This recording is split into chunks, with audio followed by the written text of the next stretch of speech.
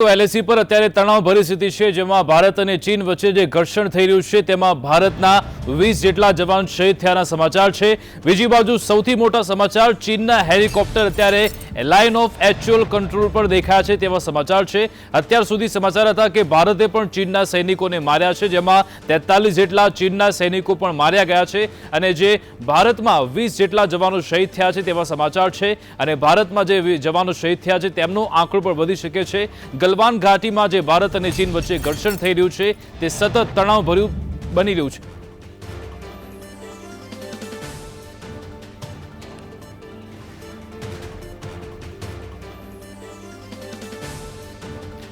તો અમારી સાથે મનોજ અગ્રાવત જોડાઈ ગયા છે સહયોગી સાથે, જે રાજકોટથી જયદેવભાઈ જોશી રશિયા વિશેષજ્ઞ પણ જોડાઈ ગયા છે। આપ બંનેનું સ્વાગત છે। અમારી સાથે અશોક मनोज अग्रावत जोड़ाया है। मनोज भाई, आपनी पास आववा मांगीश के अत्यारे जे चीनना हेलिकॉप्टर है ते एलएसी पर जोवा मळ्या छे, तेने लईने केवी रीते जोई शकाय आपणे?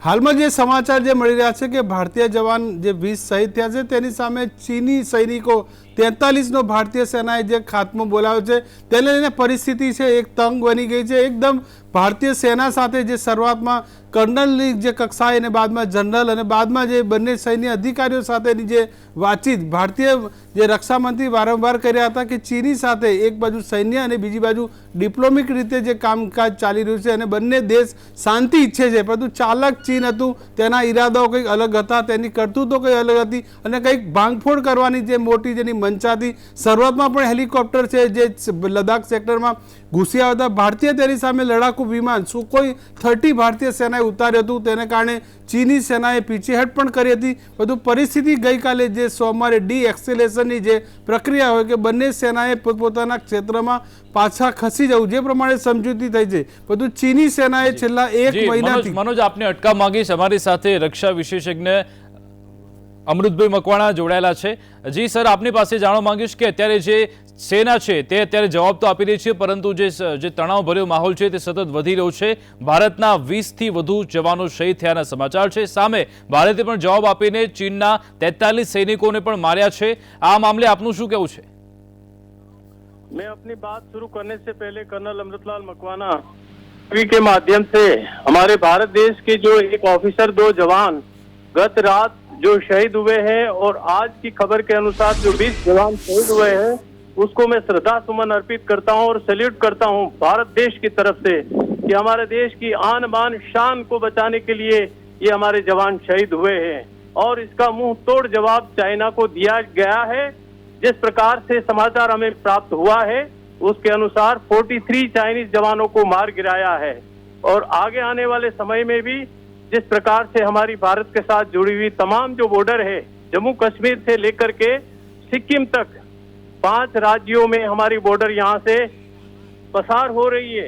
सबसे पहले जम्मू एंड कश्मीर, जहाँ पे 1954 किलोमीटर जो भारत और चाइना के बीच में सीमा रेखा है, जहाँ पर हमारे चप्पे चप्पे पर आर्मी को लगा दिया गया है और साथ ही साथ हिमाचल प्रदेश जो कि वहाँ पर 463 किलोमीटर लंबी लाइन जो बॉर्डर लाइन है वहां पे भी सेना को तैनात कर दिया गया है। साथ ही साथ उत्तराखंड जहां पे हमारा त्रिपुट जो पॉइंट है, जहां काला पानी और लीपू लेक और साथ ही साथ लिम्पिया धारा, ये तमाम जगह पे हमारी सेना को वहां पे तैनात किया गया है। और इसके पश्चात अरुणाचल प्रदेश जहां पर 1080 किलोमीटर हमारी भारत और चाइना के बीच में सीमा रेखा बनी हुई है, वहां पर भी भारतीय सेना को पूरी तरह से चौकस किया गया है, अलर्ट किया गया है। और साथ ही साथ 5वां राज्य हमारा जो सिक्किम है, सिक्किम में भी 220 किलोमीटर लंबी जो सीमा रेखा है वहां पर भारतीय सेना को पूरी तरह से चौकस किया गया है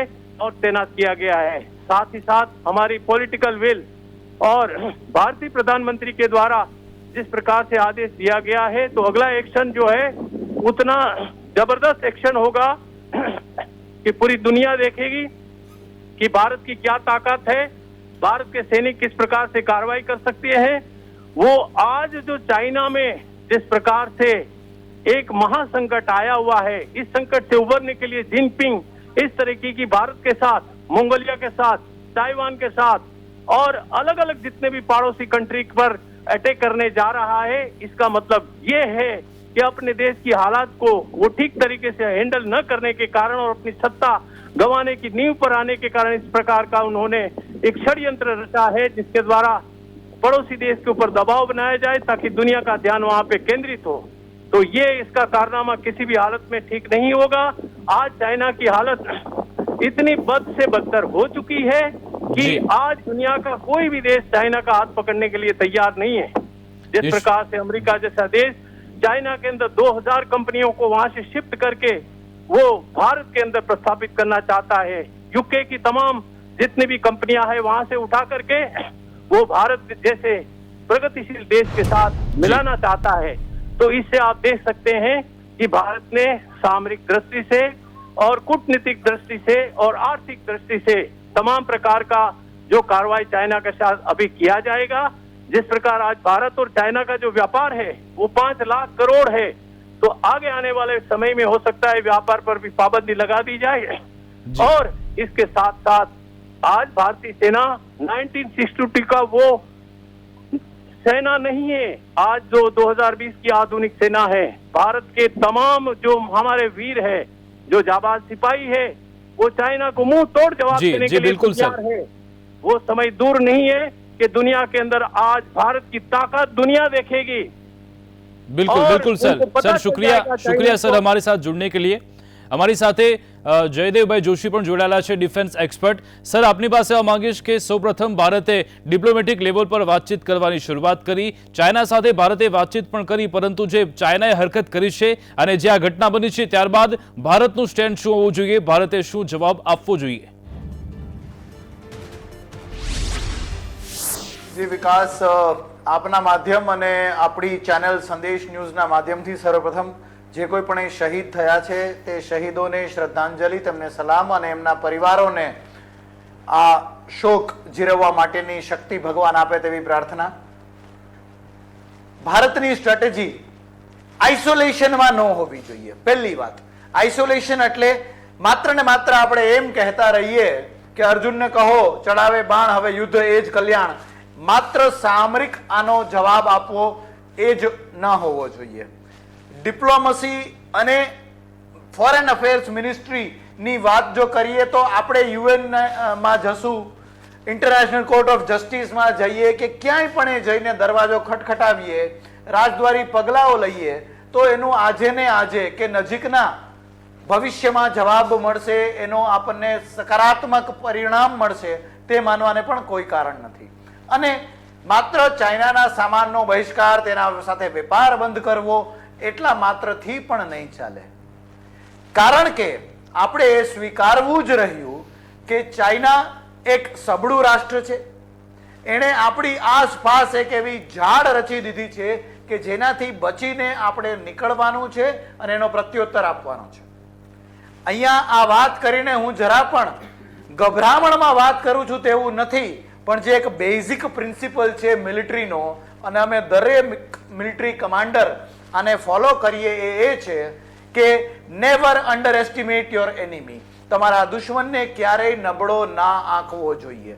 હા, ચોક્કસ છે કે ભારત જે છે એ 1962નું ભારત નથી, અને એ 1962નું ભારત હોય તો પણ ત્યારે પણ એકને દસકો મારા એ ગવાણું હતું અને એ થયું હતું। જે આપના પ્રશ્ન જવાબ ઉપર હું આપું તો આપણો આવો એક ત્રિપાંખીય અપ્રોચ હોવો જોઈએ। પેલો સામરિક અપ્રોચ જે થોડુંક થઈ ચૂક્યું છે કે જેમાં આપણે પણ પ્રત્યુત્તર આપ્યો છે, અને કદાચ જે નંબર્સ જે આપણી સામે અત્યારે આવી રહ્યા છે, ચાઇનાને મુંહતોડ જવાબ અત્યારે જ મળી ગયો છે। બીજું, ફરી પાછું આવું મિસ એડવેન્ચર, આવું દુસ્સાહસ ના થાય તેના માટે લાઇન ઓફ એક્ચ્યુઅલ કંટ્રોલની સાતત્યતાને જાળવતા આપણે ત્યાં થોડોક મિલિટરી જમાવડો કરવો પડે। આપણું એક સુખોઈ પ્લેન ત્યાં આવવાથી જો ફેર પડતો હોય તો તે આપણે કરવું પડે। આ વાતને રાજદ્વારી ચેનલ્સથી પણ ચાલુ રાખવી પડશે। ગુપ્તચર એજન્સી સાથે પણ આપણે મળીને બિલકુલ જયદેવભાઈ આપની પાસે ફરી એકવાર આવશું અને અત્યારે સૌથી મોટા સમાચાર એ છે કે જે હાઈ લેવલ બેઠક છે તે પૂર્ણ થઈ છે ને CCS ની જે બેઠક થઈ હતી ત્યારબાદ PM મોદી અને અમિત શાહ વચ્ચે આ બંને વચ્ચે અત્યારે મહત્વની બેઠક થઈ રહી છે વરિષ્ઠ મંત્રીઓ સાથે PM મોદીની બેઠક થઈ હતી ને અમિત શાહની બેઠક પૂર્ણ થઈ ગઈ છે ત્યારબાદ હવે ફક્ત અમિત શાહ અને PM મોદી વાતચીત કરી રહ્યા છે અને તેમની સાથે વિદેશ મંત્રી પણ બેઠકમાં હાજર છે એટલે કે ડિપ્લોમેટિક લેવલ પર અત્યારે વાતચીત થઈ રહી છે સાથે જે કેબિનેટ સિક્યોરિટીની જે બેઠક મળી હતી ત્યારબાદ હવે PM મોદી અને અમિત શાહની બેઠક થઈ રહી છે આજ મુદ્દે અમારી સાથે મનોજ અગ્રવાલ પણ જોડાયા છે મનોજ આને કઈ રીતે જોઈ શકાય કે PM આવાસ પર જે હાઈ લેવલની બેઠક મળી રહી છે જેમાં હવે અમિત શાહ અને PM મોદી વચ્ચે ફેસ ટુ ફેસ વાતચીત થઈ રહી છે વિકાસ જે રીતે યાદ હશે પુલવામા એટેક હોય કે પઠાણકોટ એટેક હોય તમામમાં એક સ્ટ્રેટેજીની જરૂર પડે છે જ્યારે ભારત પર આ પ્રકારના હુમલા પ્રોક્સી વોર થયું છે ભારતને જે નુકસાન થયું ત્યારે ભારતે સંયમ દાખ્યો છે જડબાતોડ જવાબ આપવાની પૂરેપૂરી તૈયારીઓ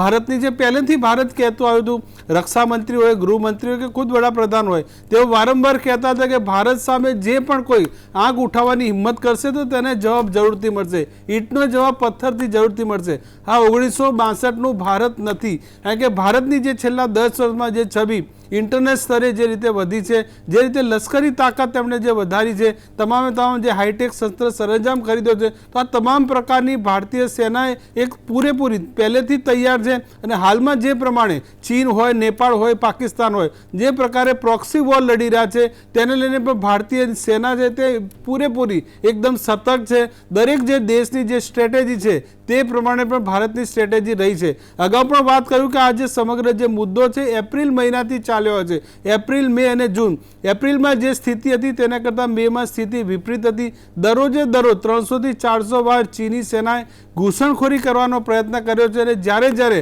આ ઘૂસણખોરીનો પ્રયત્ન કર્યો છે ત્યારે ચીન જો એક ડગલા ચાલતો હોય તો ભારતની સેના 2 ડગલા આગળ ચાલી છે ચાહે લદ્દાખ હોય જે નાથુલા પાસ હોય કે પછી લદ્દાખ પેંગોંગ જેલ હોય તમામમાં ભારતીય સેના જરા પણ પીછેહટ નથી કરી બધું તમામ જે ચીની ચાલનો અલગથી તેમણે જવાબ આપ્યો છે શરૂઆતમાં જે એક વાત કરી કે ચીની હેલિકોપ્ટર જ્યાં લદ્દાખ સેક્ટરમાં જોવા મળ્યા હતા તો ભારતીય સેનાએ સુખોઈ ત્યાં વિમાન ઉતાર્યા હતા લડાકુ વિમાનોને ત્યાં તૈયાર કર્યા હતા ત્યાં રોડ રસ્તો જે 343 કિલોમીટરનો બનાવ્યો હતો તો ભારતીય સેના પહેલેથી ત્યાં ગોઠવાઈ હતી ચીનની ચાલાકી જુઓ જે પ્રકારે પાકિસ્તાને જે કારગિલ યુદ્ધ કર્યું હતું ઊંચી ટેકરીઓ પર જઈને એ જ પેટર્નથી ચીની જે સૈનિકો છે તેમણે પણ આ જ પેટર્ન અપનાવી હતી જે હાલમાં જે ભૌગોલિક સ્થિતિ તમે જોશો ગલવાન ઘાટીની તો ચીની સેના જે સામેની જે સાઈડ છે LACની પેલે પાર તો તેઓ ઊંચી ટેકરીઓ પર ગોઠવાયા છે ભારતીય સેનાની દરેક મુવમેન્ટ ઉપર તેઓ નજર રાખી રહ્યા છે ભારતીય સેનાને જે શસ્ત્ર સરામ ત્યાં ગોઠવી રહ્યા છે ભારતીય સેનાની જે મૂવમેન્ટ ITBP પર થઈ રહી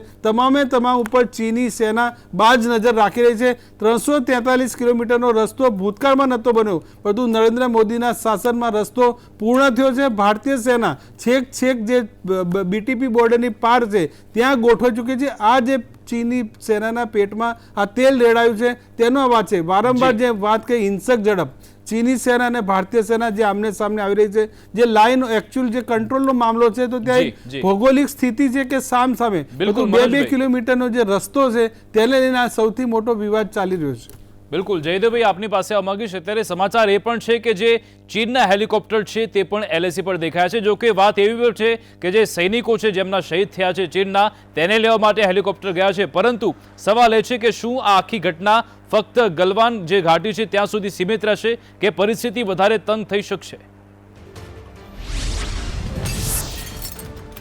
જી વિકાસ મિલિટરીમાં અમે જ્યારે કોઈ પણ આવા ઓપરેશન્સ હોય ત્યારે આવી અમુક આનુષંગિક બાબતો ને અમે અમારી સિસ્ટમમાં એને ટેલ્સ કહીએ કે જેનાથી ત્યાં નાની બાબતો નાની ઇન્ફોર્મેશન કે જેના માધ્યમથી આખું એક મોટું ચિત્ર આપણી સામે ખડું થાય ત્યાં હેલિકોપ્ટરની મૂવમેન્ટ બીજા કોઈ કારણસર નહીં પણ ત્યાંની કેઝ્યુઅલ્ટીઝને તેમની બેઝ હોસ્પિટલ સુધી લઈ જવા માટે થતી હોય આ 43 સૈનિકો પણ જે ચીનના ખતમ થયા છે એ માહિતી આપણને મળી છે એ આપણી ત્યાંની સિગ્નલ્સ રેજિમેન્ટ એક સિગ્નલ્સ રેજિમેન્ટનો એક યુનિટ હોય એક એનું સેલ હોય કે જે ચાઇનાના રેડિયો મારફત જતા સિગ્નલ્સ કે જે એન્ક્રિપ્ટ પણ કરેલા હોય એટલે કે એમને એન્કોડ પણ કર્યા હોય તો તે કોડને બ્રેક કરીને આપણા સુધી લાવે છે આ બાબતો છે હું ચોક્કસપણે કહી શકું એમ છું આપના માધ્યમથી કે આમાં ઇન્ટરસેપ્ટ્સમાં બાકીના સેક્ટરમાં પણ,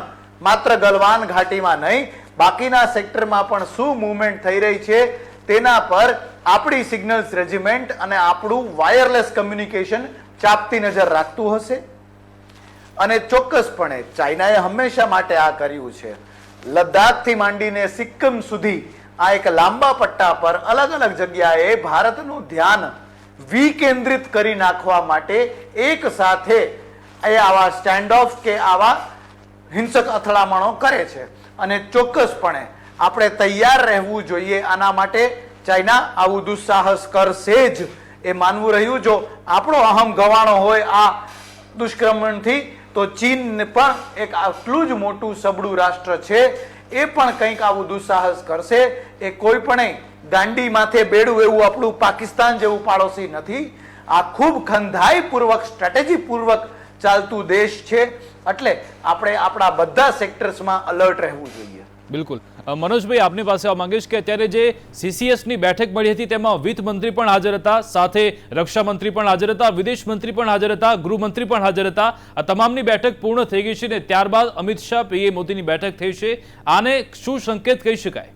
ચોક્કસપણે સૌથી મોટો જે જડબાતોડ જવાબ આપવાનો સંકેત છે. કારણ કે ભારત ઉપર જ્યારે અગાઉ પણ કહ્યું કે જે પાકિસ્તાને જે પ્રોક્સી વોર લડ્યું, જે પુલવામા એટેક હોય, પઠાણકોટ, તમામ તેને ઘૂસણખોરીથી આ પ્રકારનો અંજામ આપ્યો છે.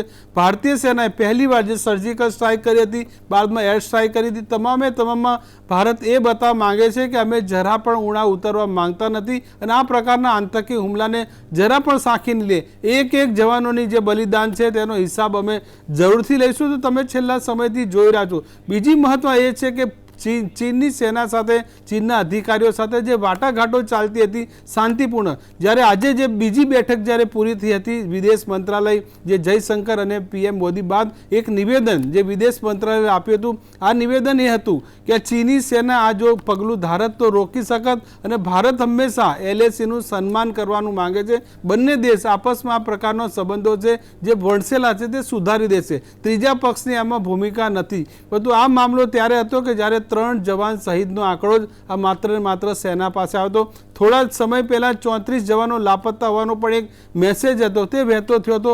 હાલમાં જે PTIના માધ્યમથી ને APIથી માધ્યમથી આવ્યું છે કે જે 20 જવાનો શહીદ ભારતના હતા, તો સામે ચાઇનામાં પણ મોટી કેઝ્યુલિટી થઈ છે. અત્યારે જે સમાચાર છેલ્લો આંકડો છે કે 43 સૈનિકોનો જે ચીની સેનાનો ખાત્મો બોલાવ્યો છે. તો આ પણ એક ભારતનું જે મોટું વીરતા ભર્યું એક મોટું પગલું કહી શકાય. કારણ કે હિંસા એ પ્રમાણે થઈ છે કે કોઈ ફાયરિંગ કે હેન્ડ ગ્રેનેડનો કોઈ ઉપયોગ નથી થયો, હિંસક ઝડપ થઈ છે. તો સમજી શકાય છે કે કેટલી મોટી કેઝ્યુલિટી ત્યાં આમને સામને થઈ છે. કારણ કે જે બંને સેનાનું જે અંતર જે મીડિયાના માધ્યમથી આવ્યું છે કે માત્ર 2 થી 4 કિલોમીટર સામે જ્યારે હાથાપાઈ એકબીજા સેના પર ઉતર્યા હતો, તો સમજી શકાય કે મામલો કેટલો સંવેદનશીલ બની ગયો છે. આ પ્રકારનું છેલ્લા મે મહિનામાં અનેકવાર આવ્યું છે. સામે બંને સેનાના જે જવાનો આવ્યા છે, પીછેહટ પણ કરી છે બંને 2-2 કિલોમીટર. પરંતુ પણ ચીનની જે ગંદી ચાલ, એક તરફ જે કોરોના વાયરસથી જે ચીન પોતે સપડાયું છે, આંતરરાષ્ટ્રીય સ્તરે જે દેશોનો જે દબાવ ચાઇના પર પડ્યો છે, તો શક્ય છે કદાચ ધ્યાન ડાયવર્ટ કરવાનો પણ એક આ મોટો પ્રયત્ન હોઈ શકે. બધું જે પ્રકારે ભારતે જે 343 કિલોમીટરનો જે રસ્તો જે લદ્દાખ સેક્ટરમાં બનાવ્યો છે, તેનાથી જે ચીનના જે તમામ જે કામતરા પેતરા હતા તે તમામનો પર્દાફાશ થયો હતો અને તેનો અંજામ છે આ સૌથી સામે જોઈ રહ્યા છો. બિલકુલ, આજે ચર્ચા છે તેને આગળ પણ યથાવત રાખીશું અને તમારા સુધી તમામ અપડેટ્સ પણ પહોંચાડતા રહીશું. હાલ રોકાઈશું વિરામ માટે. આપ જોતા રહો સંદેશ ન્યૂઝ. Welcome back. તો ભારત અને ચીન બોર્ડર વચ્ચે જે ઘર્ષણ થઈ રહ્યું છે તેવામાં ભારતના 20 જવાન શહીદ થયાના સમાચાર છે. સાથે સામે પક્ષે ચીનના પણ 43 થી વધુ સૈનિકો માર્યા ગયા છે અને અત્યારે ઘર્ષણ ખૂબ જ વધી રહ્યું છે અને તેને લઈને આખી બોર્ડર છે 3488 કિલોમીટર તેની બોર્ડર પર અત્યારે એલર્ટ કરાયું છે. બીજી બાજુ દિલ્હીમાં અત્યારે મહત્વની બેઠક પણ થઈ રહી છે અને સાથે આ બેઠક બાદ શું નિર્ણય કરાશે તે જોવાનું રહેશે અને આ જ મામલે ચર્ચા પણ કરીશું. અમારી સાથે રક્ષા વિશેષજ્ઞ જયદેવભાઈ જોશી જોડાયેલા છે, સાથે મનોજભાઈ અગ્રાવત પણ અમારા સહયોગી જોડાયેલા છે. જયદેવભાઈ, આપની પાસે આ માંગીશ કે જે આ ગલવાન ઘાટી સેક્ટર છે તેમાં સૌથી મહત્વની વાત એ છે કે એક પણ ગોળી ચાલી નથી, ત્યારે આ જે આટલી બધી કેઝ્યુલિટી થઈ છે તે કઈ રીતે થઈ હશે અને આખી ઘટના કઈ રીતે બની હશે? એટલે જ ખૂબ આ એક વિચિત્ર સ્થિતિનું નિર્માણ થયું હોય એવું ચોક્કસપણે લાગે છે. આ ગલવાન ઘાટી જે છે તે જેમ આપણે થોડા દ્રશ્યોમાં પણ જોઈએ છીએ અને આ અગાઉના દિવસોમાં પણ જોયું છે, લગભગ સમાન ઊંચાઈ વાળા પર્વતો અને એ પર્વતો વચ્ચે સાંકડી ખીણ વાળો આ વિસ્તાર છે, સૂકા રણ જેવો વિસ્તાર છે, ત્યાં હાર્ડલી કોઈ વેજીટેશન કે ઝાડ પાન છે. ઉનાળાના સમયમાં અત્યારે આપણે એને એક ઓપન ફિલ્ડ જેવું જોઈએ છીએ, બાકી ત્યાં બરફબારી પણ ખૂબ થાય છે અને આ બધી પહાડીઓ જ્યાં નીચે ઉતરે છે ત્યાં એક મોટું સપાટ મેદાન જેમાં ઘણા બધા લેક્સ પણ છે, એવો આ વિસ્તાર. આ વિસ્તારમાં જો ફાયરિંગ પણ કરવામાં આવે, ફાયરિંગ થયું નથી, બોમ્બમારી થઈ નથી, પણ જો કરવામાં આવે તો આમને સામને ફાયરિંગ થાય તો છુપવા માટે, કવર ફાયર લેવા માટેની પણ કોઈ જગ્યા નથી.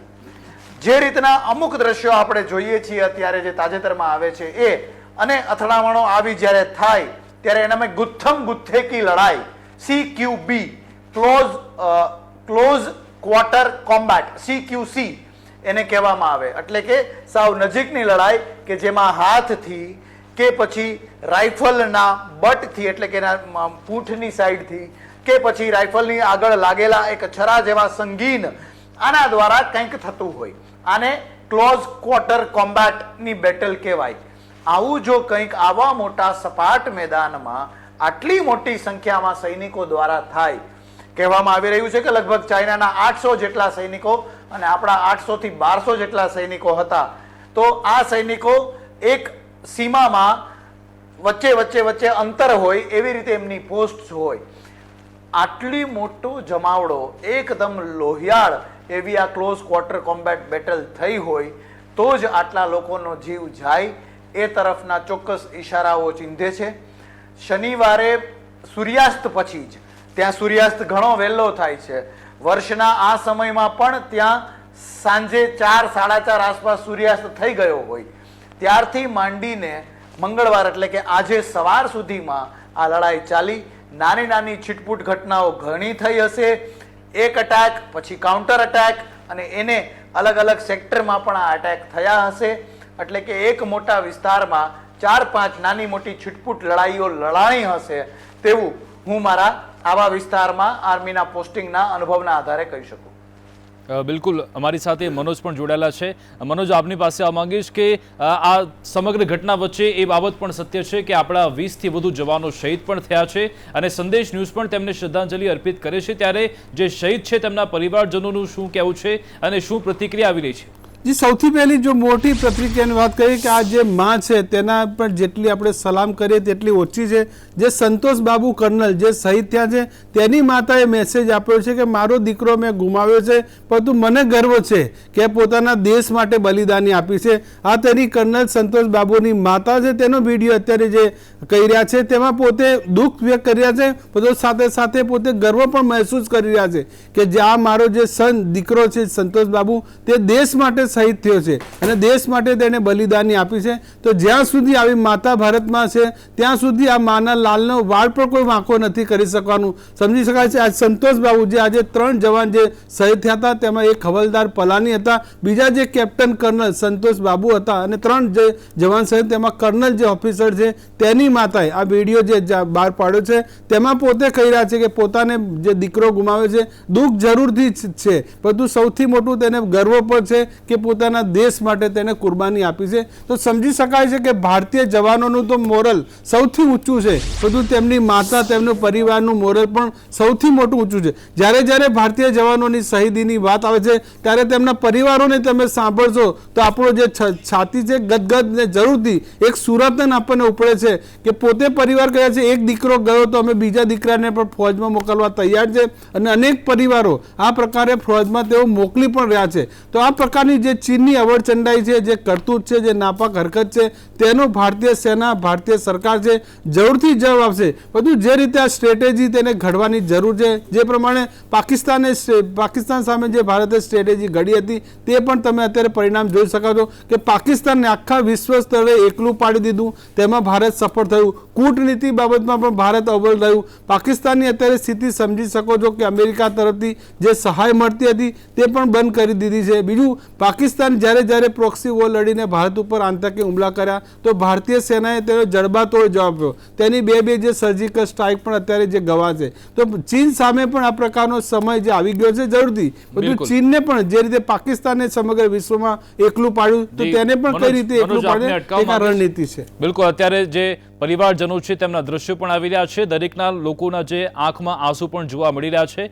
જયદેવભાઈ, આપની પાસે આવવા માંગીશ કે હવે શું આપણે એક ઓવર કોન્ફિડન્સમાં રહી ગયા હતા, તે પણ તમને સવાલ છે, કારણ કે એક 56 દિવસોથી આપણે મીટિંગ ચાલી રહી હતી અને ત્યારબાદ જે ચીને આ હરકત કરી છે, શું એક વધુ પડતો આત્મવિશ્વાસ આ આખી ઘટના દર્શાવી રહ્યું છે? વિકાસ, આપણે ઓવર કોન્ફિડન્સમાં હશું તો એ આપણે એટલે કોણ એને આપણે ડિફાઇન કરવું જોઈએ.